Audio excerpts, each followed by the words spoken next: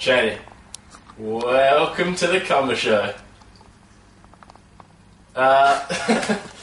So, I'm here with two of the better known Kew boys. It's been an outstanding year for Kew. There was some ups, there was some downs, there was some exemplary performances on and off the field. And I've brought two of my apprentices in to get the ball rolling for the first Kew Goes Digital Cumber Report. Welcome back to the Cumber Show. I'm Blue, here with Cheney, and all year he's been having his own. It's time to get a few back with Inside 50. A few short, sharp questions for you.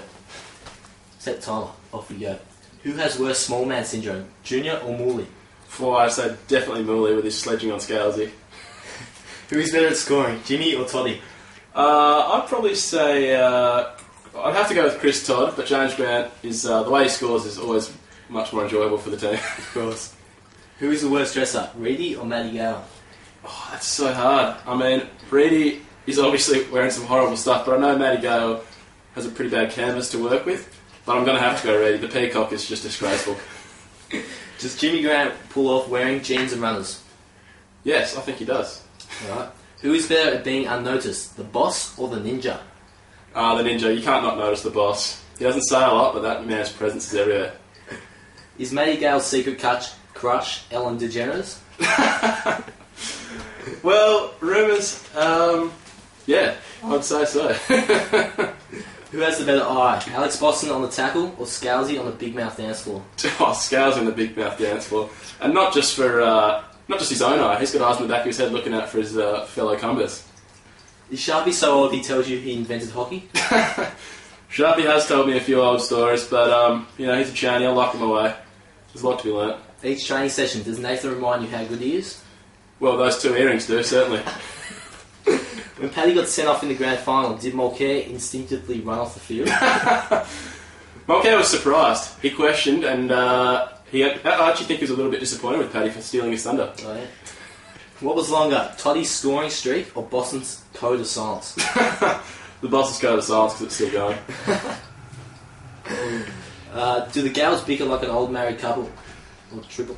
Well, I'd probably say Matty does for sure. Bluey and Steve are two of my favourites, obviously, but I'm almost going to go out on a limb and say Scooby is quite a gale now. Yep. So the Matty-Scoob combo is quite a married couple, yes. Do people mistake Toddy for a new senior recruit? When I first arrived down to Kew training, I was actually surprised. I thought, who is this guy? Is he coaching the juniors or his son?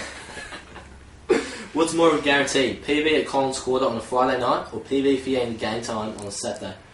Well, PB for getting his shoes and wearing lottos is definitely on the cards, but PB at Collins Quarter is a sight to behold. Which is quicker, Scooby drinking a beer or Scooby eating a meat pie? Probably Scooby drinking a few beers and then eating about $1,000 worth of McDonald's. John and Reed, thanks for going inside 50. Cheers, boy.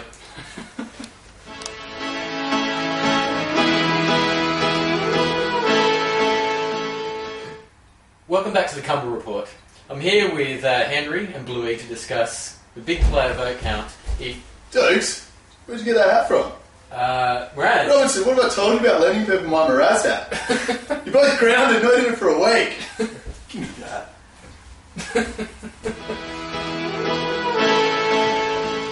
I'm here with Henry and Bluey, and we're going to discuss the player's player, the big count, in 2 weeks. Bluey, Henry, I'm looking for some predictions of who you think played exceptionally well this year, who you think you're going to poll well, who might be a roughie or a smoky. Henry? Well, Ben, it was a very exciting year to be a Cumber. There was a lot of people scoring goals, there was a lot of people getting yellow cards. And there's a lot of people getting goals and yellow cards. And that is where my smoky will lie, in James Mulcair. Should he beat the cheese and get above people's expectations of what a leader should do, he may poll well, he may win the award.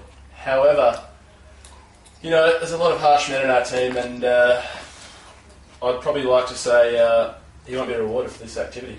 Will you, Smokey? Well, thank you, Henry. I would have to disagree with you there. I would say one of the internationals, Tyson Deutsch, would have to be another smoky for me. Tice? Yes. A smoky. He missed a few games throughout the year with holidays not being here, etc. But his influence as a ninja was very well hidden throughout the field. And he played exceptionally well, I thought. Carried the team a few games. So that's my smoky for this. Smoky. And do you think that perhaps our other international, Chris Todd, might poll well, given that he was the highest goal scorer of the competition? Oh, I think undoubtedly, Ben. Chris was inspirational in many games. However, often those who score too many goals can be chopped down by tall poppy syndrome. So I am wondering if Chris can overcome that ever-famous Australian syndrome and take out the final award. So for me, I'm going to say Chris is probably going to run a close second. Right. That's interesting. He's a very attractive man, though. Bluey, we've got another man down the back, Nath No Respect Gannison, who did keep well for us this year.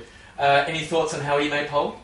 Well, I believe he'll also run a close second, due to the fact that many games he saved the team from a poor defence, not on your behalf, Sharpie, on another gal. I won't say his name. It doesn't start with S, that's for sure.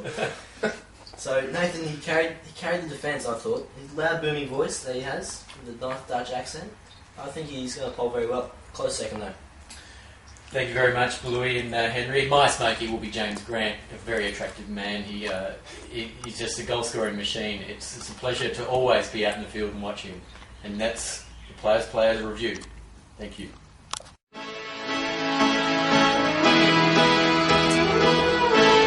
Evening, viewers.